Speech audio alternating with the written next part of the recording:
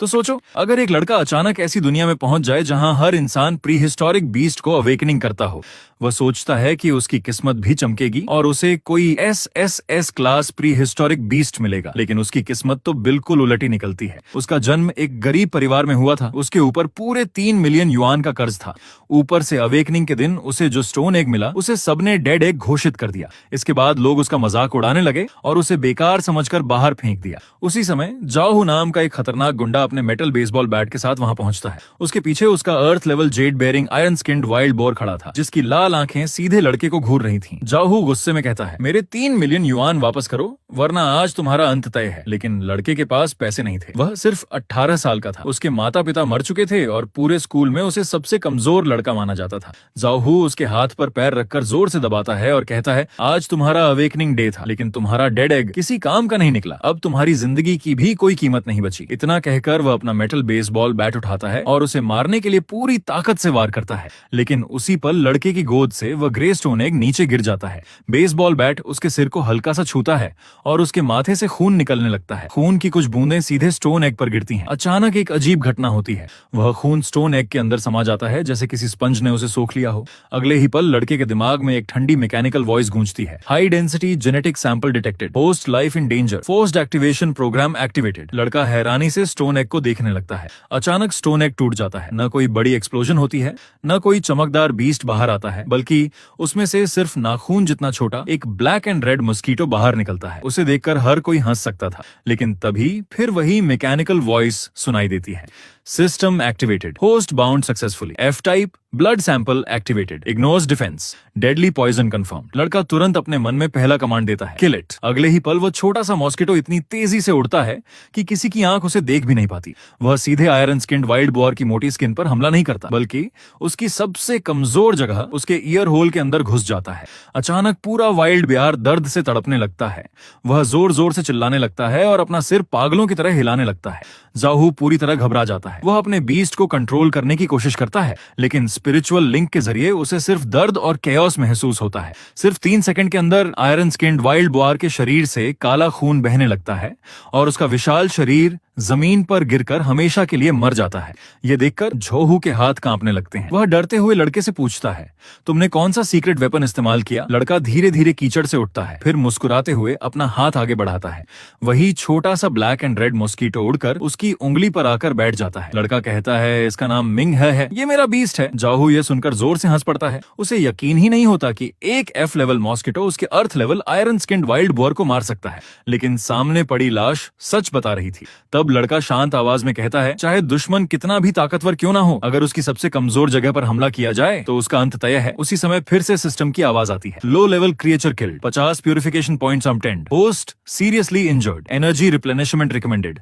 और यहीं से लड़के की असली कहानी शुरू होती है। लेकिन तभी सिस्टम एक नया प्रॉम्प्ट देता है, blood test initiated, searching for fresh blood. मैं अपनी उंगली पर बैठे हल्के से चमक रहे मॉस्किटो को देखता हूँ। मैं साफ महसूस कर सकता था कि मिंग है अभी भी भूखा है। मैं धीरे धीरे अपना सिर उठाता हूँ और सामने खड़े डरे हुए जाओहू की तरफ देखता हूँ। फिर मैं ठंडी आवाज में कहता हूँ, जब आ ही गए हो तो अब वापस मत जाना, मेरे मॉस्किटो का पेट अभी भरा नहीं है। ये सुनते ही जाओहू पूरी तरह गुस्से में आ जाता है। वह चिल्लाता है, तू पागल हो गया है, मैं तुझे अभी खत्म कर दूंगा। इतना कहकर वह पूरी ताकत से मेरी तरफ दौड़ पड़ता है, लेकिन मैं अपनी जगह से बिल्कुल भी नहीं हिलता। मैं सिर्फ अपनी उंगली को हल्का सा हिलाता हूँ। अगले ही पल मिंग ही बिजली की रफ्तार से उड़ता है। जाओहू को सिर्फ अपने गले पर हल्की सी ठंडक महसूस होती है, लेकिन अगले ही सेकंड उसका पूरा शरीर सुन्न होने लगता है। उसकी सांस रुकने लगती है। वह घबराकर अपने गले को पकड़ लेता है। उसकी आंखें बाहर निकलने लगती हैं और उसके मुंह से काला धुआं निकलने लगता है। सबसे डरावनी बात यह थी कि उसका शरीर धीरे धीरे सूखने लगा। सिर्फ 10 सेकंड के अंदर जाओहू घुटनों के बल जमीन पर गिर जाता है और कुछ ही पल बाद वह एक सूखी हुई लाश में बदल जाता है। उसी समय फिर से सिस्टम की आवाज गूंजती है, अफकिनर killed, 10 evolution points obtained, current evolution points not enough, group splitting mode locked, recommendation continue hunting. मैं दीवार के सहारे बैठ जाता हूँ और गहरी सांस लेता हूँ। फिर अपनी उंगली पर लौटकर बैठे मिंग हे को देखता हूँ। अब उसके शरीर का रंग पहले से भी ज्यादा पारदर्शी और खतरनाक लग रहा था। मैं हल्की सी मुस्कान देता हूँ। आखिरकार यही असली ताकत है, ऐसी ताकत जिसके सामने किसी के आगे झुकने की जरूरत नहीं, किसी से भीख मांगने की जरूरत नहीं। अगर मैं ऐसे ही शिकार करता रहा तो एक दिन मेरा मॉस्किटो इतना ताकतवर बन जाएगा कि दुनिया के सबसे बड़े ड्रैगन और फीनिक्स भी इसके सामने सिर झुकाएंगे। ये सोचकर मैं धीरे धीरे खड़ा हो जाता हूँ, बिना पीछे मुड़े दोनों लाशों को पार करता हूँ और अपनी नई जिंदगी की तरफ चल पड़ता हूँ। अगली सुबह मैं यूशु एकेडमी पहुंचता हूँ। स्कूल के बाहर हजारों छात्र खड़े थे, हर किसी के साथ उसका अपना यूशु बीस्ट था। कोई बेहद ताकतवर बीस्ट लेकर आया था तो कोई रेयर बीस्ट के साथ अपनी ताकत दिखा रहा था। मैं अपनी पुरानी शेयर्ड बाइक से उतरता हूँ, तभी पीछे से एक तेज आवाज आती है, अरे ये तो हमारा डेड जीनियस आ गया। मैं मुड़कर देखता हूँ, कुछ लड़के मुझे घेर चुके थे। उनके बीच खड़ा था लियू चांग। वह ली याओतियन का सबसे भरोसेमंद आदमी था। उसने सी क्लास डाली डीमन को अवेकन किया था। लियू चांग जोर जोर से हंसते हुए कहता है, सुना है कल तुम्हें सिर्फ एक बेकार मॉस्किटो मिला है। उसकी बात सुनकर आसपास खड़े सभी छात्र हंसने लगते हैं, लेकिन इस बार मैं बिना कोई रिएक्शन दिए अपनी बाइक लॉक करता हूँ।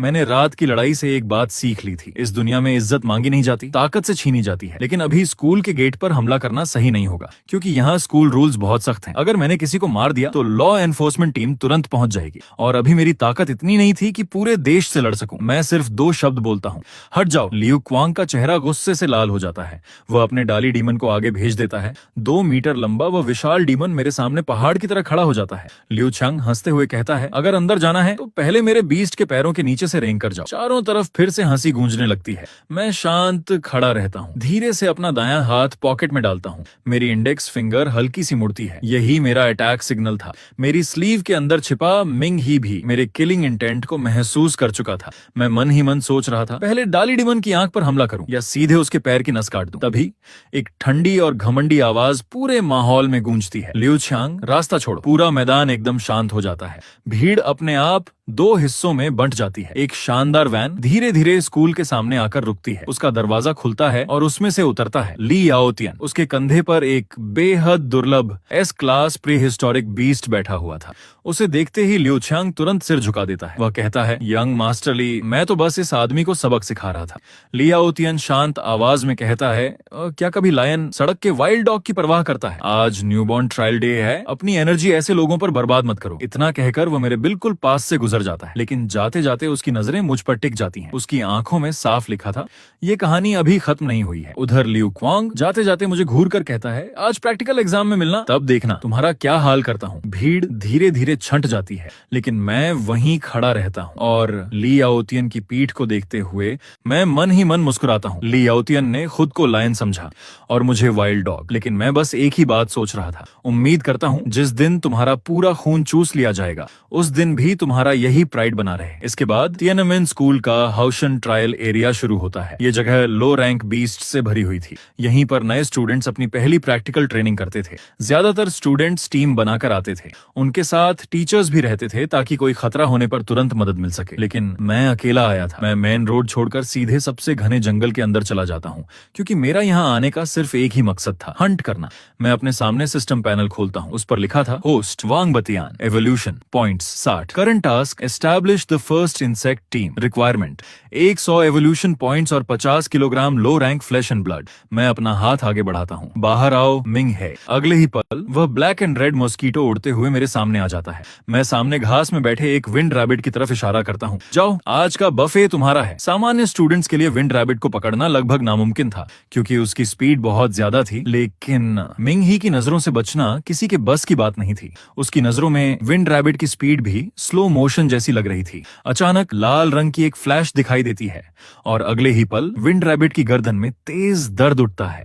मिंग ही का पॉइजन उसके शरीर में इंजेक्ट हो चुका था। कुछ ही सेकंड में पूरा विंड रैबिट जमीन पर गिर जाता है। तभी सिस्टम की आवाज सुनाई देती है, F level wind rabbit killed, evolution points +2। मैं हल्का सा भौहें से उड़ता हूँ। बहुत स्लो है, अगर मैं ऐसे ही पॉइंट्स कलेक्ट करता रहा तो ली याओतियन तक पहुंचने में ही बहुत समय लग जाएगा। तभी सिस्टम फिर से एक नया ऑप्शन दिखाता है, consume 50 evolution points, activate single body split function, Ming he will become the mother, first aggressive soldier team can be created. यही सुनना चाहता था मैं बिना एक सेकंड गंवाए स्प्लिट फंक्शन एक्टिवेट कर देता हूँ। अगले ही पल मिंग ही उस मरे हुए विंड रैबिट के ऊपर जाकर बैठ जाता है। उसका शरीर तेजी से कांपने लगता है और उसका पेट धीरे धीरे फूलने लगता है। कुछ ही सेकंड बाद वह रूबी जैसे चमकते 10 छोटे एग्स देता है। जैसे ही वे एग्स हवा के संपर्क में आते हैं और वे तुरंत हैच हो जाते हैं।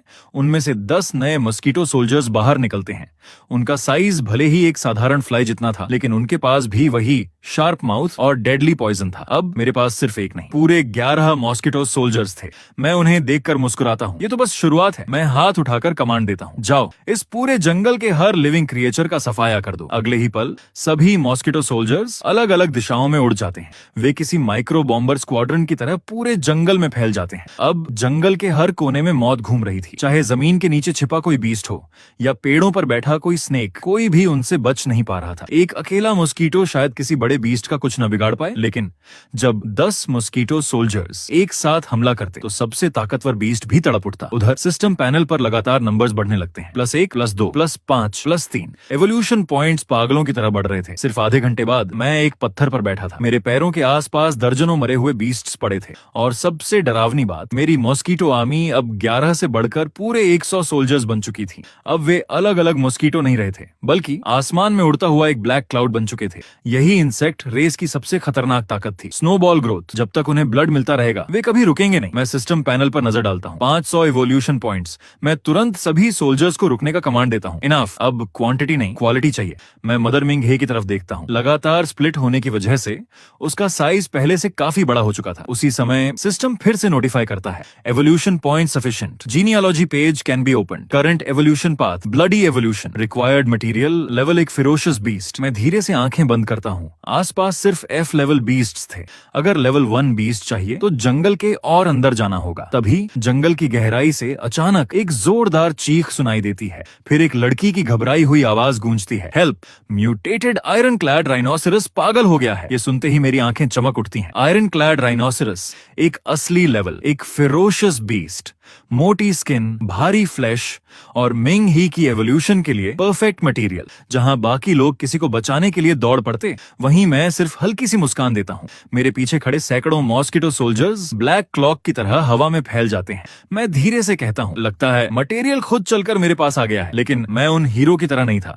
जो ब्यूटी को बचाने के लिए बिना सोचे समझे दौड़ पड़ते हैं। मैं एक हंटर था, और एक असली हंटर हमेशा सही समय का इंतजार करता है। मैं चुपचाप जंगल के उस हिस्से की तरफ बढ़ता हूं जहां से चीखें सुनाई दे रही थीं। मेरा प्लान बिल्कुल साफ था। जब आयरन क्लाड राइनोसोरस लड़ते लड़ते कमजोर हो जाएगा, तब मैं जाकर आखिरी वार करूंगा और पूरा रिवॉर्ड अपने नाम कर लूंगा। उधर एक लड़की घबराकर जंगल में भाग रही थी। उसका नाम था लिन वैनर।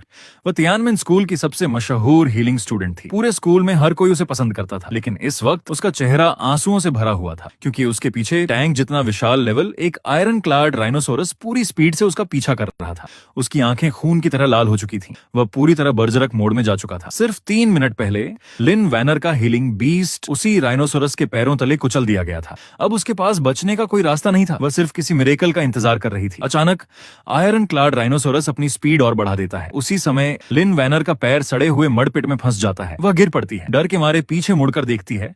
उसके सामने रिनोसिरोस का जहरीला हॉर्न था, जो आसानी से स्टील प्लेट तक को चीर सकता था। उसे लगा अब सब खत्म हो गया। वह अपनी आंखें बंद कर लेती है। 1 सेकंड, 2 सेकंड, लेकिन जिस दर्द का उसे इंतजार था वह कभी आता ही नहीं। उसकी जगह हवा में एक अजीब सी भनभनाहट गूंजने लगती है। वह धीरे धीरे आंखें खोलती है और सामने का नजारा देखकर उसकी सांसें रुक जाती हैं। उसकी नाक से सिर्फ कुछ सेंटीमीटर दूर हजारों मॉस्किटो सोल्जर्स हवा में एक ब्लैक वॉल की तरह खड़े थे। उन्होंने आयरन क्लाड राइनोसोरस का रास्ता पूरी तरह रोक दिया था। अगले ही पल सभी मॉस्किटो एक साथ अटैक कर देते हैं। आयरन क्लाड राइनोसेरस दर्द से जोर जोर से चिल्लाने लगता है।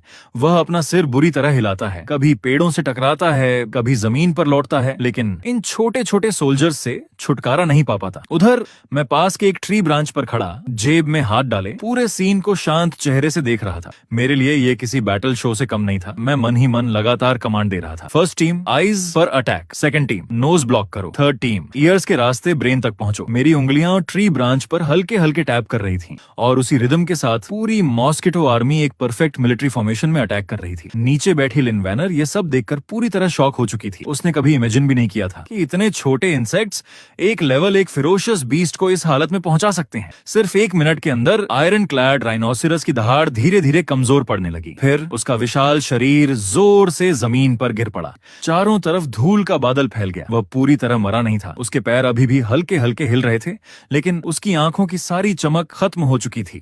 मैं ट्री ब्रांच से नीचे उतरता हूँ। मेरे चारों तरफ उड़ रही ब्लैक फॉग अचानक फैल जाती है और अगले ही पल सारे मॉस्किटो सोल्जर्स वापस आकर मेरे चारों ओर एक ब्लैक एंड रेड रिवर बना लेते हैं। हर सोल्जर का पेट ताजा ब्लड से भरा हुआ था, लेकिन सबसे ज्यादा बदलाव मदर मिंग हे में आया था। वह राइनोसोरस की बॉडी पर बैठी हुई थी। उसका पूरा शरीर बदलने लगा। उसी समय सिस्टम की आवाज गूंजती है, high quality level 1 blood detected, 100% absorbed, evolution conditions complete, race evolution started. मैं साफ महसूस कर सकता था कि एक नई ताकत मेरे शरीर में वापस लौट रही है। अगले ही पल मिंग ही के ब्लैक एंड रेड शेल पर दरारें पड़ने लगती हैं। पुराना शेल टूट कर नीचे गिर जाता है और उसके अंदर से एक बिल्कुल नया रूप सामने आता है। उसका साइज पहले से थोड़ा बड़ा हो चुका था, लगभग एक फिस्ट जितना, लेकिन सबसे बड़ा बदलाव उसके विंग्स में था। अब उसके 2 नहीं, पूरे 4 ब्लड रेड विंग्स थे। उनके किनारे किसी ब्लेड की तरह तेज थे। तभी सिस्टम फिर घोषणा करता है, evolution successful, new form, blood Kings wasp level 1। इसके साथ ही उसे कई नई एबिलिटीज भी मिल जाती हैं। First ability, high frequency sound wave, जो दुश्मन के इंटरनल ऑर्गन्स तक को डैमेज कर सकती है। Second ability, blood crystal armour, जिसकी वजह से उसकी डिफेंस कई गुना बढ़ चुकी थी। अब वह सामान्य फायर और फिजिकल अटैक को भी आसानी से झेल सकती थी। और आखिर में उसे एक नई स्किल भी मिलती है, अब वह एक साथ पूरे 1000 इंसेक्ट्स को कंट्रोल कर सकती थी। मैं मुस्कुराते हुए अपना हाथ आगे बढ़ाता हूँ। नई एवोल्यूशन के बाद बनी ब्लड किंग्स वॉस्प बड़ी शान से उड़ती हुई मेरी हथेली पर आकर बैठ जाती है। उसका रूबी जैसा चमकता शरीर पहले से कहीं ज्यादा खतरनाक दिखाई दे रहा था। और ठीक उसी समय पीछे खड़ी लिन वैनर आखिरकार होश में आती है। उसकी नजरें मेरी तरफ टिक जाती हैं, क्योंकि अब उसे समझ आ चुका था कि जिसने अभी अभी उस भयानक बीस्ट को हराया है वह कोई साधारण स्टूडेंट नहीं है। लिन वैनर किसी तरह खुद को संभाल कर खड़ी होती है।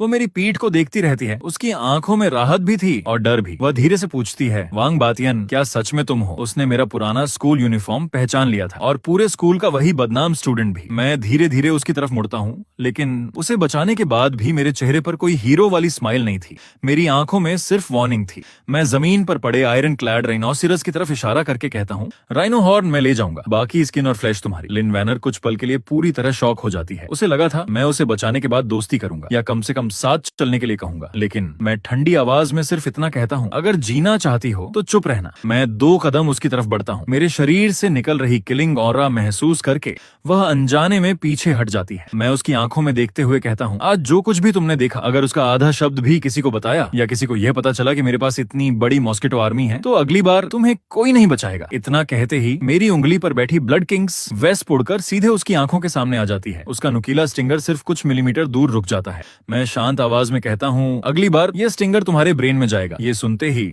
लिन वैनर का चेहरा सफेद पड़ जाता है। वह जल्दी जल्दी सिर हिलाकर कहती है, मैं किसी को कुछ नहीं बताऊंगी, मैंने कुछ नहीं देखा। राइनो तुमने मारा है, सारे ट्रॉफीज भी तुम्हारे हैं। मैं संतुष्ट होकर सिर हिलाता हूँ, फिर राइनो हॉर्न काट कर अपने साथ रख लेता हूँ। ये ब्लैक मार्केट में अच्छी कीमत पर बिकेगा, जिससे मैं अपना कुछ डेट चुका सकूंगा और अपनी मॉस्किटो आर्मी के लिए काफी मीट भी खरीद सकूंगा। मैं बिना पीछे देखे आगे बढ़ जाता हूँ। मेरे पीछे उड़ रही मॉस्किटो आर्मी किसी ब्लैक क्लॉक की तरह मेरे साथ चल रही थी। कुछ ही देर में मैं जंगल की गहराइयों में गायब हो जाता हूँ। पीछे सिर्फ लिन वैनर अकेली खड़ी रह जाती है। वह जमीन पर पड़े विशाल आयरन क्लाड राइनोसोरस को देखती है और तभी उसे एक भयानक सच समझ आता है। जिस स्टूडेंट को पूरा स्कूल सबसे बेकार समझता था, उसने सिर्फ 1 मिनट में एक लेवल 1 फेरोज बस्ट को खत्म कर दिया। अब पूरा स्कूल बदलने वाला था। सीन बदलता है। Tiananmen school central battle arena. आज नए स्टूडेंट्स का एनुअल प्रैक्टिकल ट्रायल था। पूरा स्टेडियम स्टूडेंट्स और टीचर्स से भरा हुआ था। जज जोर से अगला मैच घोषित करता है। Class 3 grade 9 Wang Batian versus class 3 grade 2 Liu Kuang. पूरा स्टेडियम हंसी से गूंज उठता है। कोई कहता है, अरे यही तो वह लड़का है जिसने डेडेग अवेकन किया था। दूसरा स्टूडेंट हंसते हुए बोलता है, सुना है उसके पास सिर्फ एक F लेवल मॉस्किटो है। इस मैच में फाइट क्या होगी, सीधा 1 पंच फिनिश होगा। यहाँ तक कि जज भी मन ही मन सोच रहा था, ये मैच सिर्फ टाइम वेस्ट है। उधर लियू छियांग पूरे घमंड के साथ अरीना में उतरता है। उसके पीछे उसका विशाल C क्लास दाली डीमन खड़ा था, लगभग 2.5 मीटर लंबा, पूरी बॉडी सिर्फ मसल से भरी हुई। उसे देखकर कई स्टूडेंट्स डर से पीछे हट जाते हैं। लियू क्वांग जोर से चिल्लाता है, ओए लूजर, अगर डर गया है तो अभी स्टेज पर आने की जरूरत नहीं, बस 3 बार नील डाउन करके माफी मांग ले, मैं तुझे आज छोड़ दूंगा। पूरा स्टेडियम फिर से हंसने लगता है। उसी समय पैसेज के अंधेरे से किसी के कदमों की आवाज सुनाई देती है, स्टेप स्टेप स्टेप। हर कदम बिल्कुल शांत, बिना किसी घबराहट के। कुछ ही पल बाद मैं धीरे धीरे अरीना में प्रवेश करता हूँ। मेरे दोनों हाथ अब भी पॉकेट में थे। सूरज की रोशनी मेरे शांत चेहरे पर पड़ रही थी, लेकिन मेरी आंखों में सिर्फ ठंडापन था। मैंने लियू छियांग की तरफ एक बार भी नहीं देखा। सीधे जज की तरफ देखकर पूछा, ट्रायल शुरू किया जाए। जज मेरी बेपरवाह आवाज सुनकर थोड़ा नाराज हो जाता है। फिर वो मैच रूल्स सुनाता है, जो पहले हार मानेगा या फाइट करने की क्षमता खो देगा वही हार जाएगा। जानबूझकर किल करना स्ट्रिक्टली फॉरबिडन है। Match start. जज के इतना कहते ही लियू छियांग गुस्से से दहाड़ उठता है, दाली डेमन स्मैश हिम। अगले ही पल विशाल डाली डेमन कैनन बॉल की तरह मेरी तरफ दौड़ पड़ता है। उसकी मुट्ठी पर अर्थ एलिमेंट एनर्जी चमकने लगती है। इतनी ताकत थी कि अगर ये पंच किसी चट्टान पर लगता तो उसे भी चकनाचूर कर देता। ऑडियंस में बैठी कई लड़कियां डर के मारे चीख उठती हैं। ऊपर वीआईपी सीट पर बैठा ली याओ तियान आराम से वाइन ग्लास घुमा रहा था। उसके चेहरे पर हल्की सी स्माइल थी। उसे पूरा यकीन था ये मैच अभी खत्म होने वाला है, लेकिन अगले ही सेकंड पूरा स्टेडियम शॉक में जम जाता है। इतने खतरनाक पंच को देखकर भी मैं अपनी जगह से 1 इंच भी नहीं हिलता। मैं सिर्फ अपना सिर हल्का सा साइड में घुमाता हूँ और फिर मैं अपनी उंगलियों से एक हल्की सी स्नैप करता हूँ। स्नैप! अचानक हवा में रेड फ्लैश चमक उठती है और अगले ही पल कुछ ऐसा होता है जिसकी किसी ने कल्पना भी नहीं की थी। अगले ही पल पूरे अरीना की हवा जैसे थम जाती है। डाली डीमन की विशाल मुट्ठी मेरे चेहरे से सिर्फ कुछ सेंटीमीटर दूर रुक जाती है। उसका शरीर अभी भी आगे बढ़ने की कोशिश कर रहा था, लेकिन वह पूरी तरह कंट्रोल खो चुका था। अचानक उसके पूरे शरीर से खून बहने लगता है। वह अपना मुंह खोलता है, चीखने की कोशिश करता है, लेकिन उसके गले से आवाज तक नहीं निकलती। कुछ ही सेकंड बाद विशाल डाली डीमन मेरे सामने घुटनों के बल गिर जाता है। मैं उसकी तरफ देखकर शांत आवाज में कहता हूँ, यही है तुम्हारा सी क्लास बीस्ट। उधर थोड़ी दूरी पर खड़ा लियू क्वांग पूरी तरह सुन्न हो चुका था। उसकी आंखों के सामने एक crystal red blood Kings wasp हवा में मंडरा रही थी। अभी कुछ सेकंड पहले उसी वॉस्प ने बिजली जैसी स्पीड से डाली डीमन के माथे को आर पार किया था। उसने सीधे उसके ब्रेन के मोटर नर्व सेंटर को डिस्ट्रॉय कर दिया और फिर सिर के पीछे से बाहर निकल आई। पूरा अरीना एकदम शांत हो जाता है। कुछ देर पहले जो लोग मेरा मजाक उड़ा रहे थे, अब उनकी आवाज तक नहीं निकल रही थी। वीआईपी सीट पर बैठा ली याओतियन भी शॉक में खड़ा हो जाता है। उसकी नजरें सिर्फ उस ब्लड रेड वॉस्प पर टिकी थीं। वह मन ही मन सोचता है, ये सिर्फ एक मॉस्किटो नहीं हो सकता। इतनी स्पीड, इतनी पेनिट्रेशन पावर, आखिर ये चीज है क्या? मैं धीरे धीरे झुककर गिरे हुए डाली डीमन के चेहरे पर हल्की सी थपकी देता हूँ, फिर उठकर सीधे लियू चैंग की तरफ देखता हूँ। मेरी नजर पड़ते ही उसके पैरों से ताकत खत्म हो जाती है। वह सीधे जमीन पर बैठ जाता है। कांपती हुई आवाज में कहता है, मैं हार मानता हूँ, प्लीज मुझे मत मारना। जज भी कांपती आवाज में रिजल्ट घोषित करता है, विनर क्लास 3 ग्रेड 9 वांग बतियान। मैं बिना कुछ बोले एरिना से बाहर निकल जाता हूँ। न मुझे ऑडियंस की तालियों में कोई इंटरेस्ट था और न ही लोगों की तारीफ में, क्योंकि ये सिर्फ शुरुआत थी। मेरी असली मंजिल इससे कहीं बड़ी थी। मैं अपनी पॉकेट से एक फॉर्म निकालता हूँ। उस पर लिखा था वाइल्ड लैंड एप्लीकेशन फॉर्म। मैं हल्की सी मुस्कान देता हूँ। असल बैटलफील्ड अब शुरू होने वाला था। सीन बदलता है। रात का समय, नंबर 7 मिलिट्री ब्लॉक्ड एरिया। विशाल सर्च लाइट्स पूरे इलाके में घूम रही थी। लोहे की ऊंची दीवारों के उस पार एक एंडलेस प्रिमोर्डियल फॉरेस्ट फैला हुआ था, जहां हर तरफ पॉइजनस प्लांट्स, म्यूटेटेड बीस्ट्स और ब्लड थर्स्टी मॉन्स्टर्स छिपे बैठे थे।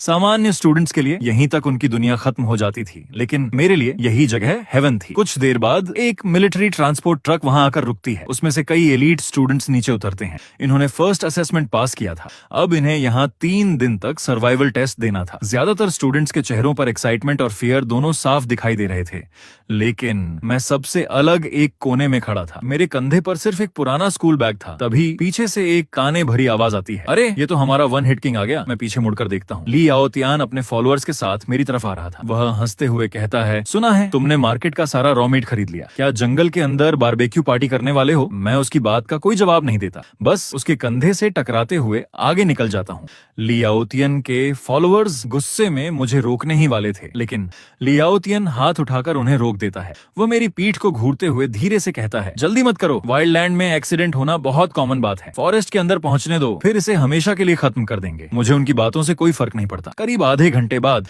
मैं वाइल्ड लैंड के अंदर 5 किलोमीटर तक पहुंच चुका था। मैं जानबूझकर मेन रूट से दूर रहता हूँ। मैं उन जगहों पर भी नहीं जाता जहाँ दूसरे हंटर्स जाते हैं। मुझे चाहिए था एक डार्क डैम्प पॉइजनस स्वैम्प। कुछ देर बाद आखिरकार मुझे वही जगह मिल जाती है। चारों तरफ सड़े हुए विशाल ट्रीज और बीच में बदबूदार स्वैम्प। मैं मुस्कुराता हूँ, यही परफेक्ट जगह है। मैं अपना पुराना बैग खोलता हूँ और उसमें भरा कई 100 किलो सड़ा हुआ मीट और फ्लेश सीधे स्वैम्प में फेंक देता हूँ। अचानक पूरे इलाके में ब्लड की स्मेल फैल जाती है। मेरी स्लीव के अंदर छिपे सभी मॉस्किटो सोल्जर्स एक साथ बाहर निकल आते हैं। अब उनकी संख्या बढ़कर पूरे 500 हो चुकी थी। मैं उन्हें देखकर आखिरी कमांड देता हूँ, फिस्ट।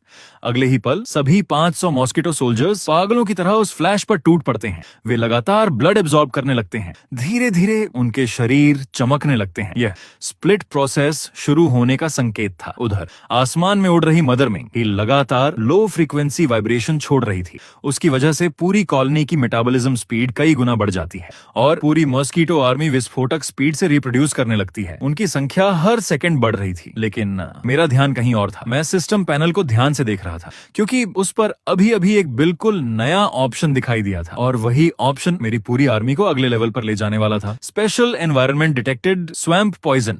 200 इवोल्यूशन पॉइंट्स कंज्यूम करके एनवायरनमेंट एडेप्टेबिलिटी म्यूटेशन एक्टिवेट करना है। मैं बिना एक पल गंवाए यस दबा देता हूँ। अगले ही पल नई पैदा हुई मस्कीटो सोल्जर्स में एक भयानक बदलाव शुरू हो जाता है। अब उनका शरीर पहले जैसा ब्लैक नहीं था। उनके पेट पर एक ग्रीन कलर का बड़ा सा पॉइजन सैक बन चुका था। उसके अंदर बेहद खतरनाक हाई प्रेशर टॉक्सिन भरा हुआ था। मैं उन्हें देखकर हल्का सा मुस्कुराता हूँ। यही तो मेरा पहला स्ट्रेटेजिक वेपन था, सेल्फ एक्सप्लोसिव पॉइजन मॉस्किटो। इनकी स्पीड बहुत ज्यादा नहीं थी, इनकी स्ट्रेंथ भी सामान्य थी, लेकिन अगर ये दुश्मन के पास पहुंच जाए तो इनके शरीर का ग्रीन पॉइजन सैक एक ही पल में ब्लास्ट हो जाता और एक्सप्लोजन के साथ इतना खतरनाक एसिड पॉइजन फैलता जो स्टील तक को करोड कर सकता था। सबसे बड़ी बात, इनकी कॉस्ट लगभग कुछ भी नहीं थी, बस थोड़ा सा रॉटन मीट और एक नया सेल्फ एक्सप्लोसिव मॉस्किटो तैयार। मैं अपनी हथेली पर राइस ग्रेन जितना छोटा एक मॉस्किटो उठाता हूँ। उसके ग्रीन पॉइजन सैक को देखकर मेरे चेहरे पर संतुष्टि भरी मुस्कान आ जाती है, लेकिन उसी समय अचानक जमीन हल्की हल्की कांपने लगती है। शुरुआत में ऐसा लगा जैसे कहीं दूर कोई हैवी ट्रक गुजर रहा हो, लेकिन कुछ ही सेकंड बाद वाइब्रेशन और तेज हो जाती है। स्वॉम्प का पानी हिलने लगता है, पास के ट्रीज से सूखी ब्रांचेस टूट कर गिरने लगती हैं। तभी सिस्टम वार्निंग देता है, alert, high energy reaction detected, northern swamp, large scale beast tide forming, estimated number more than 10,000। मैं तुरंत एक ऊंचे ट्री पर चढ़ जाता हूँ और नॉर्थ की तरफ देखता हूँ। जो सीन मेरे सामने था उसे देखकर कोई भी डर जाता। हजारों बीस्ट्स पागलों की तरह मेरी तरफ भाग रहे थे, लेकिन वे अटैक नहीं कर रहे थे, वे किसी और चीज से जान बचाकर भाग रहे थे। मतलब उनके पीछे कोई और भी ज्यादा खतरनाक मॉन्स्टर मौजूद था। उसी समय पब्लिक कम्युनिकेशन चैनल पर लगातार डिस्ट्रेस कॉल्स आने लगती हैं। हेल्प, एरिया ए पूरी तरह स्वॉम्प बीस्ट टाइड से घिर गया है, प्लीज कोई बचाओ। ली शेंग, जल्दी आओ, इतने सारे बीस्ट्स आखिर आए कहां से? पूरे चैनल पर सिर्फ चीखें और हेल्प की आवाजें गूंज रही थी, लेकिन जहां बाकी लोग पैनिक कर रहे थे वहीं मैं मुस्कुराने लगता हूँ। धीरे धीरे मेरी स्माइल और बड़ी होती जाती है और फिर मैं जोर से हंस पड़ता हूँ। बहुत अच्छा, मैं सोच ही रहा था कि सिर्फ कुछ 100 किलो रोटन मीट से मेरी आर्मी कितनी बढ़ेगी, लेकिन अब 10,000 फ्रेश बीस्ट्स खुद चलकर मेरे पास आ रहे हैं। मैं नीचे अपनी आर्मी की तरफ देखता हूँ। अब मेरे पास 5,000 से भी ज्यादा मॉस्किटो सोल्जर्स थे। रेड सोल्जर्स और ग्रीन सेल्फ एक्सप्लोसिव सोल्जर्स मिलकर एक विशाल डेथ क्लाउड बना चुके थे। मैं धीरे धीरे अपना हाथ उठाता हूँ। मेरी आंखों में अब सिर्फ मैडनेस था। मैं ऊंची आवाज में कमांड देता हूँ, गो, दुनिया को दिखा दो असली नेचुरल डिजास्टर कैसा होता है। अगले ही पल पूरे 5,000 मॉस्किटो सोल्जर्स एक साथ आसमान में उड़ जाते हैं। वे मिलकर एक विशाल ब्लैक जायंट हैंड जैसी शेप बना लेते हैं और सीधे बीस्ट टाइड की तरफ टूट पड़ते हैं। पहला कलीजन स्वॉम्प के किनारे होता है। सबसे आगे भाग रहा एक ग्राउंड लेवल बीस्ट कुछ समझ भी नहीं पाता। अचानक हजारों मॉस्किटो उसे चारों तरफ से घेर लेते हैं। वह चीख भी नहीं पाता। कुछ ही सेकंड बाद उसकी जगह सिर्फ बोन्स बचते हैं। मैं ट्री के ऊपर खड़ा पूरी आर्मी को आगे बढ़ने का कमांड देता हूँ। एक भी बीस्ट बचना नहीं चाहिए। दूर भाग रहे स्टूडेंट्स में से एक पीछे मुड़कर देखता है और अगले ही पल उसका चेहरा डर से सफेद पड़ जाता है। उसे विश्वास ही नहीं होता कि कोई इंसान इतनी बड़ी इंसेक्ट आर्मी को कंट्रोल कर सकता है। उधर लिनवैनर भी अपने साथियों के साथ भाग रही थी, लेकिन वह खुद को पीछे देखने से रोक नहीं पाती। अगले ही पल दोनों तरफ की लहरें टकराती हैं। एक तरफ हजारों जंगली बीस्ट्स, दूसरी तरफ मेरी मॉस्किटो आर्मी। मैं ट्री की छोटी पर खड़ा दोनों हाथ फैलाकर पूरे बैटल फील्ड को कंट्रोल कर रहा था। तभी सबसे आगे आयरन बैक वुल्व्स का झुंड पहुंच जाता है। उन्हें पूरा भरोसा था कि उनकी स्टील जैसी स्किन उन्हें बचा लेगी, लेकिन उनका सामना किसी साधारण मॉस्किटो से नहीं बल्कि सैकड़ों सेल्फ एक्सप्लोसिव पॉइजन मॉस्किटो से होता है। अगले ही पल सैकड़ों छोटे छोटे एक्सप्लोजन एक साथ होते हैं। Boom boom boom. हर एक्सप्लोजन भले ही छोटा था, लेकिन उसमें फैला ग्रीन एसिड पॉइजन बेहद खतरनाक था। वह सीधे वुल्व्स की आइस पर गिरता है। उनकी स्टील जैसी स्किन पर भी कोरोजन शुरू हो जाता है और देखते ही देखते पूरे बीस्ट पैक में केओस फैल जाता है। यहीं से मेरी मॉस्किटो आर्मी पहली बार एक असली डिजास्टर की तरह पूरी बीस्ट टाइड को निगलना शुरू कर देती है। नीचे बैटलफील्ड में आयरन बैक वुल्व्स दर्द से जमीन पर तड़प रहे थे।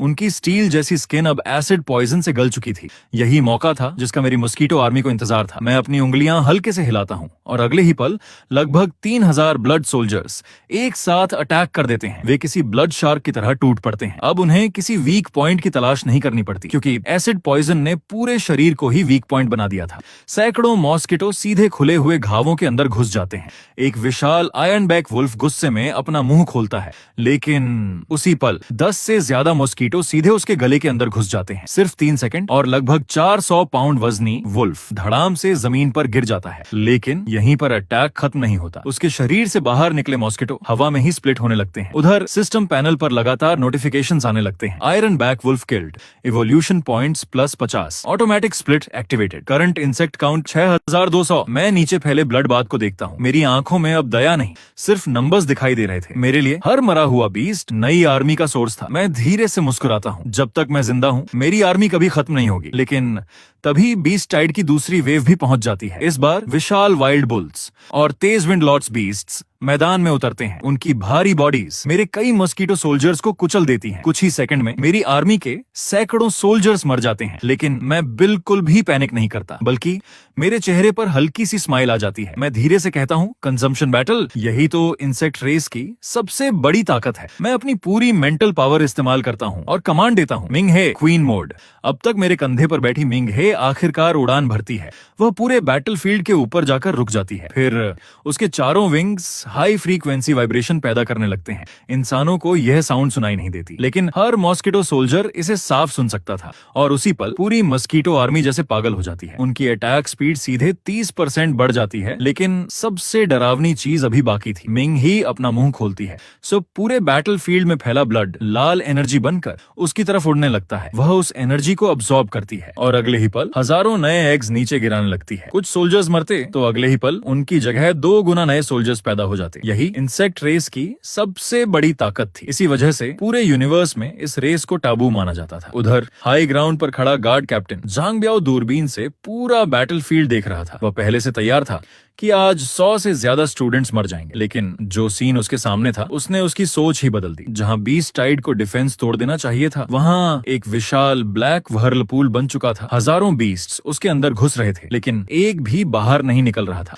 उस ब्लैक व्हर्लपूल के बिल्कुल सेंटर में मैं एक ट्री की चोटी पर खड़ा था। उसी समय पास खड़ा कम्युनिकेशन ऑफिसर घबराकर बोलता है, कैप्टन, उस एरिया में बायोलॉजिकल रिएक्शंस लगातार बढ़ रही हैं। अब काउंट 30,000 क्रॉस कर चुका है। और सबसे अजीब बात, उस लड़के की लाइफ एनर्जी लगातार बढ़ रही है। जांग ब्याओ शौक में धीरे से बोलता है, आखिर ये स्टूडेंट है कौन? उसका बीस्ट आखिर है क्या? इसी दौरान बैटलफील्ड के दूसरे हिस्से से कुछ स्टूडेंट्स की चीख सुनाई देती है। वे बीस्ट टाइड में फंस चुके थे। कुछ शैडो बीस्ट्स उन्हें एक विशाल रॉक तक धकेल चुके थे। एक लड़की पूरी ताकत से चिल्लाती है, ली आओतियन, प्लीज हमें बचाओ। लेकिन उस समय ली आओतियन पहले ही सेफ जोन तक पहुंच चुका था। उसने पीछे मुड़कर देखा, लेकिन फिर दांत भींचकर दूसरी तरफ मुड़ गया। वह वापस नहीं गया क्योंकि उसे अपनी जान ज्यादा प्यारी थी। उधर मैं भी उस तरफ देखता हूँ, लेकिन मैं उन्हें बचाने के लिए नहीं रुकता। मेरी नजर तो शैडो बीस्ट्स की फर पर थी। वह नई जनरेशन के स्ट्रॉन्गर इंसेक्ट्स बनाने के लिए परफेक्ट मटेरियल थी। मैं बिना इमोशन के सिर्फ एक फिंगर आगे करता हूँ, गो। अगले ही पल 500 मस्कीटो सोल्जर्स बिजली की स्पीड से उड़ जाते हैं। वे उन शैडो बीस्ट्स को चारों तरफ से घेर लेते हैं। शैडो बीस्ट्स समझ ही नहीं पाते कि हुआ क्या है। वे जमीन पर लौटने लगते हैं, अपने शरीर से मॉस्कीटो हटाने की कोशिश करते हैं, लेकिन अब बहुत देर हो चुकी थी। सिर्फ 10 सेकंड के अंदर सभी शैडो बीस्ट्स पूरी तरह शांत हो जाते हैं। उनकी बॉडी जमीन पर ढेर हो जाती है और रॉक पर फंसे स्टूडेंट्स शौक में जमीन पर बैठ जाते हैं। उन्हें अब भी समझ नहीं आ रहा था कि आखिर उनकी जान बची कैसे। वे मेरी तरफ दौड़ते हुए आते हैं। उनकी आंखों में सिर्फ ग्रेटिट्यूड था। एक स्टूडेंट भावुक होकर कहता है, थैंक यू ब्रदर वांग, आज आपने हमारी जान बचा ली। दूसरा स्टूडेंट तुरंत बोलता है, आज से आप ही हमारे लीडर हैं, हम आपके साथ चलेंगे। लेकिन मैं उनकी तरफ एक बार भी नहीं देखता। मैं चुपचाप एक मरे हुए शैडो बीस्ट के पास जाता हूँ। उसकी बॉडी को चीरकर उसके अंदर से ब्लैक लाइट से चमकता बीस्ट कोर निकालता हूँ और उसे अपनी पॉकेट में रख लेता हूँ। फिर बिना उनकी तरफ देखे सिर्फ इतना कहता हूँ, गलत मत समझना, मैंने तुम्हें बचाया नहीं है, बस मुझे पसंद नहीं कि कोई मेरे फूड को छुए। इतना कहकर मैं बिना पीछे मुड़े जंगल के और अंदर चला जाता हूँ। पीछे खड़े स्टूडेंट्स एक दूसरे की तरफ देखते रह जाते हैं। उन्हें अब समझ आ चुका था कि इस लड़के की नजर में इंसान और बीस्ट दोनों की कीमत लगभग बराबर थी। समय धीरे धीरे बीतता गया। मेरी मॉस्कीटो आर्मी लगातार बढ़ती रही। कुछ ही घंटों में उनकी संख्या सीधे 50,000 तक पहुंच गई। अब हालत यह थी कि पूरा जंगल मेरे नाम से कांपने लगा था। यहाँ तक कि कई वाइल्ड बीस्ट्स मुझे देखते ही रास्ता बदल लेते थे। मैं सिस्टम पैनल खोलकर देखता हूँ, इवोल्यूशन पॉइंट्स 5,000 प्लस।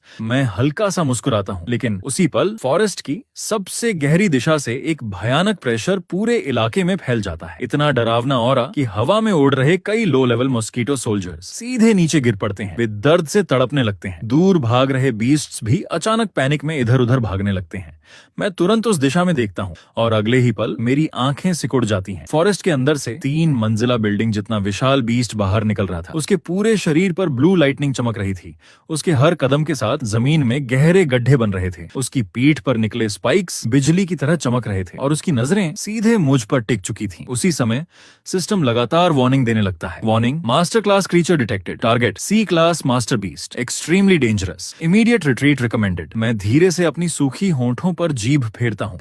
अगर कोई सामान्य स्टूडेंट इस मॉन्स्टर को देखता तो शायद वहीं बेहोश हो जाता, लेकिन मैं पीछे हटने के बजाय मुस्कुराता हूँ। मेरे मन में सिर्फ एक ही ख्याल आता है, अगर इसे मार दूं तो क्या मेरे इवोल्यूशन पॉइंट्स 10,000 क्रॉस कर जाएंगे? और अगर मिंग हे ने इसका ब्लड एब्जॉर्ब कर लिया तो उसकी अगली इवोल्यूशन कितनी खतरनाक होगी। मैं धीरे धीरे अपना हाथ उठाकर सीधे उस विशाल बीस्ट की तरफ इशारा करता हूँ, फिर मुस्कुराकर कहता हूँ, आओ देखते हैं तुम्हारी स्किन ज्यादा मजबूत है या मेरे टीथ। मेरी चैलेंज सुनते ही वह मास्टर बीस्ट पूरी तरह गुस्से में आ जाता है। उसकी बैक पर ब्लू लाइटनिंग और तेज चमकने लगती है और अगले ही पल वह अपना अल्टीमेट अटैक इस्तेमाल करता है। उसकी पीठ से निकली विशाल लाइटनिंग आसमान में फैलकर हजारों छोटे लाइटनिंग बोल्ट्स में बदल जाती है। सिर्फ एक पल में लगभग 500 मीटर का पूरा एरिया बिजली से भर जाता है। पूरा बैटलफील्ड एक्सप्लोजन से कांप उठता है। हवा में बर्न्ड स्मेल फैल जाती है। मैं अपनी आंखों के सामने अपनी 50,000 मॉस्किटो आर्मी को पल भर में खत्म होते देखता हूँ, क्योंकि उन सभी सोल्जर्स से मेरा स्पिरिचुअल लिंक जुड़ा हुआ था। उनकी मौत का दर्द सीधे मेरे शरीर तक पहुंचता है।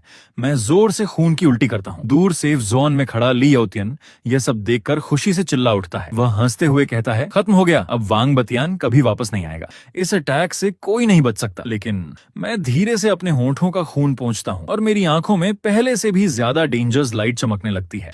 मैं ठंडी आवाज में सिर्फ एक शब्द कहता हूँ, डिस्पर्स। अगले ही पल बचे हुए 30,000 मॉस्किटो सोल्जर्स एक साथ चारों दिशाओं में फैल जाते हैं। अब वे एक स्वॉर्म नहीं बल्कि पूरे बैटलफील्ड में फैला हुआ डेथ स्टॉर्म बन चुके थे। मैं लगातार कमांड देता हूँ, self explosive poison mosquito, first relation, ground level attack, target abdomen, blood soldiers, eyes, mouth, nose, life की परवाह मत करो। मेरी कमांड मिलते ही हजारों मॉस्किटो चारों दिशाओं से उस मास्टर बीस्ट पर टूट पड़ते हैं। वह अपने विशाल क्लॉज से एक एक वार में सैकड़ों मॉस्किटो को कुचल देता है। फिर वह दोबारा ब्लू लाइटनिंग छोड़ता है। आसमान फिर से रोशनी से भर जाता है। लेकिन इस बार मेरी स्ट्रैटेजी बदल चुकी थी। अब मैं पावर से नहीं, नंबर्स से लड़ रहा था। उसे चाहे जितने मॉस्किटो मारने पड़े। हर दिशा से नए सोल्जर्स लगातार उसके ऊपर टूट रहे थे। मैं हवा में हाथ उठाकर आखिरी कमांड देता हूँ, self explosive poison mosquito, prepare to detonate. अगले ही पल हजारों ग्रीन पॉइजन मॉस्किटो उस मास्टर बीस्ट के शरीर से चिपक जाते हैं और बैटलफील्ड एक और भयानक एक्सप्लोजन से भरने वाला था। अगले ही पल हजारों सेल्फ एक्सप्लोसिव पॉइजन मॉस्किटो एक साथ मिसाइल की तरह उस मास्टर बीस्ट के एब्डोमेन पर टूट पड़ते हैं। बूम बूम बूम, लगातार एक्सप्लोजन होने लगते हैं। हर ब्लास्ट के साथ ग्रीन एसिड पॉइजन उसके शरीर को तेजी से कोरोड करने लगता है। इतनी मजबूत डिफेंस होने के बावजूद उसके एब्डोमेन पर बड़ा सा घाव बन जाता है। मास्टर बीस्ट दर्द से भयानक चीख मारता है, लेकिन मुझे पता था अभी ये खत्म नहीं हुआ है। इसी बीच मैं चुपचाप उसके करीब पहुंच चुका था। अब मेरे और उस बीस्ट के बीच सिर्फ 50 मीटर की दूरी बची थी। मेरे हाथ में सिर्फ वही राइनो हॉर्न था जो मैंने पहले आयरन क्लाड राइनोसोरस से लिया था। मैं उसकी खुली हुई वंड को ध्यान से देखता हूँ, फिर धीरे से कहता हूँ, मिंग है रेडी। मेरे कपड़ों के अंदर छिपी पर्पल मॉस्किटो हल्के से अपने विंग्स हिलाती है। वह सही मौके का इंतजार कर रही थी। उधर मास्टर बीस्ट एक बार फिर अपना अल्टीमेट अटैक तैयार करता है। वह अपना विशाल मुंह खोलता है। ब्लू लाइटनिंग फिर से इकट्ठा होने लगती है। अगर ये अटैक निकल गया तो पूरा बैटलफील्ड साफ हो जाएगा। लेकिन मैंने इस बार बिल्कुल अलग स्ट्रैटेजी चुनी। मैंने मिंग ही को अटैक करने का ऑर्डर नहीं दिया, बल्कि मैं पूरी ताकत से अपने हाथ का राइनो हॉर्न उसकी तरफ फेंक देता हूँ। वह हॉर्न स्पीयर की तरह उड़ता हुआ सीधे मास्टर बीस्ट की आई में जाकर धंस जाता है। दर्द के कारण वह रिफ्लेक्स में अपनी आंख बंद कर लेता है और उसका लाइटनिंग अटैक पूरी तरह मिस हो जाता है। बस मुझे इसी एक पल का इंतजार था। मैं जोर से चिल्लाता हूँ, नाउ। अगले ही पल एक रेड लाइट बिजली की स्पीड से उड़ती है। वह सीधा मास्टर बीस्ट के खुले हुए माउथ के अंदर घुस जाती है। यही मेरी सबसे गंदी और सबसे डेंजरस स्ट्रैटेजी थी। कुछ पल तक पूरा बैटलफील्ड बिल्कुल शांत हो जाता है। दूर खड़ा ली याओतियन भी यह देखकर डर जाता है। उसे समझ ही नहीं आता कि अभी हुआ क्या है। लेकिन अगले ही सेकंड मास्टर बीस्ट का शरीर बुरी तरह कांपने लगता है। उसकी आईज फट जाती हैं। पूरे शरीर की मसल्स फटने लगती हैं। वह जोर जोर से चीखना चाहता है, लेकिन उसके गले से आवाज नहीं निकलती, क्योंकि असली अटैक उसके शरीर के अंदर शुरू हो चुका था। मिंग ही सीधे उसके इंटरनल ऑर्गन्स तक पहुंच चुकी थी और वहीं उसने हजारों एग्स छोड़ दिए। कुछ ही सेकंड में वे एग्स हैच हो जाते हैं। हजारों लार्वे उसके शरीर के अंदर से उसे खाना शुरू कर देते हैं। मास्टर बीस्ट दर्द से पागलों की तरह इधर उधर टकराने लगता है। वह रॉक्स तोड़ देता है, क्लिफ्स गिरा देता है और अपने थंडर अटैक से बॉडी के अंदर मौजूद इंसेक्ट्स को मारने की कोशिश करता है, लेकिन अब बहुत देर हो चुकी थी। सिर्फ 1 मिनट बाद वह विशाल सी क्लास मास्टर बीस्ट पूरी ताकत खो देता है और धड़ाम से जमीन पर गिर जाता है। अगले ही पल उसके शरीर के अंदर से अनगिनत रेड मॉस्किटो बाहर निकल आते हैं। उसी समय सिस्टम की आवाज गूंजती है, C class master beast killed, 5000 evolution points obtained, rare material acquired, thunder dragon bone, titan beast core, high level thunder gene detected, second evolution conditions complete. मैं थके हुए कदमों से धीरे धीरे उस विशाल बीस्ट की बॉडी की तरफ बढ़ता हूँ। उधर उसके शरीर से निकली मिंग ही फिर से बदलने लगती है। इस बार उसके क्रिस्टल रेड बॉडी पर डार्क पर्पल कलर फैलने लगता है। उसका साइज थोड़ा छोटा हो जाता है, लेकिन अब उसके 4 नहीं पूरे 6 विंग्स थे। हर विंग पर पर्पल थंडर की चमक दौड़ रही थी। उसके पूरे शरीर से ब्लैक पर्पल ऑनरा निकल रही थी। तभी सिस्टम तीसरी बार इवोल्यूशन कंप्लीट होने की घोषणा करता है। Evolution successful, new form purple crystal thunder wasp. उसकी एट्रीब्यूट्स अब बदल चुकी थी, पॉइजन, थंडर, डार्कनेस। इसके साथ उसे 3 नई एबिलिटीज भी मिलती हैं। First ability charm, second ability thunder poison sting, third ability living puppet. मैं मुस्कुराते हुए अपना हाथ आगे बढ़ाता हूँ। नई एवोल्यूशन के बाद बनी पर्पल क्रिस्टल थंडर वॉस्प शान से उड़कर मेरी उंगली पर आकर बैठ जाती है। मैं दूर भागते हुए बीस्ट टाइड को देखता हूँ, फिर डर से कांप रहे जीनियस स्टूडेंट्स की तरफ नजर डालता हूँ। आखिर में मेरी नजर सीधे लियाओतियन पर जाकर रुकती है। मैं हल्के से पर्पल क्रिस्टल थंडर वेस्प के विंग्स को छूता हूँ और मुस्कुराते हुए धीरे से कहता हूँ, लियाओतियन, उम्मीद है तुम्हारा बीस्ट मेरी अगली एवोल्यूशन के लिए अच्छा मटेरियल साबित होगा। सुबह की धुंध अभी पूरी तरह छंटी भी नहीं थी, लेकिन एक नया शिकारी पूरे जंगल का सबसे बड़ा नाइटमेयर बन चुका था।